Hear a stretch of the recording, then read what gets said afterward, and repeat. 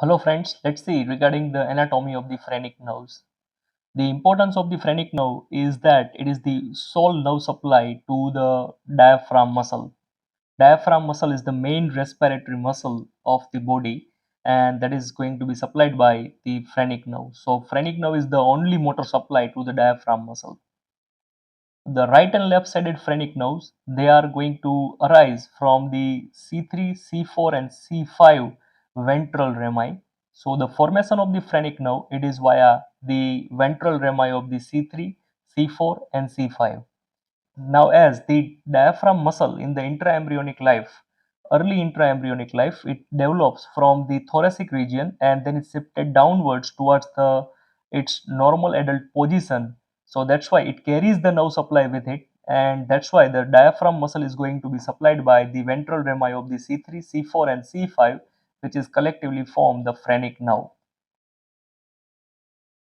Now out of these three roots, C5 root is sometimes derived from the nerve to subclavius, which is actually the branch of the upper trunk of the brachial plexus. And this nerve to subclavius, when give C5 root to the phrenic nerve, at that time this C5 root is called as the accessory phrenic nerve. Now when we see the fibers of the phrenic nerve, there are three types of the fibers are there. The sole motor supply to the diaphragm muscle, as well as the sensory fibers are also there, and some sympathetic fibers are also there. So within the phrenic nerve, we have three types of the fibers. Phrenic nerve also carries some sensory fibers from the diaphragm muscle, which is proprioceptive sensations. Along with that, it also carries the sensations from the pericardium as well as the central part of the diaphragmatic pleura as well as the mediastinal pleura. And along with that, it also carries the sensation from the peritoneum towards the diaphragm muscle.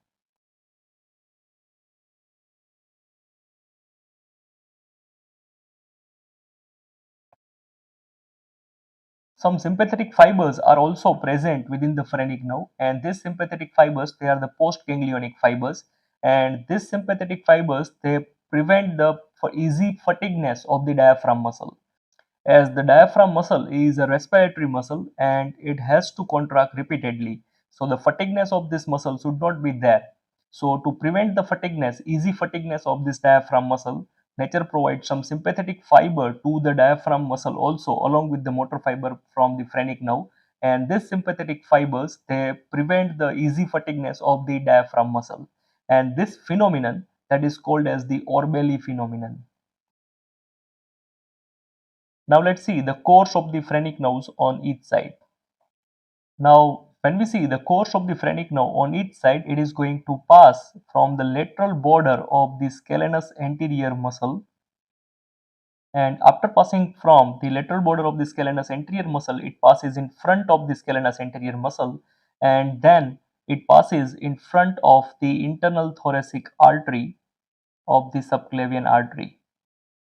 Now on the right side, this right phrenic nerve, it passes right to the venous system. So it passes right to the right brachiocephalic vein, right to the superior vena cava, and right to the right atrium.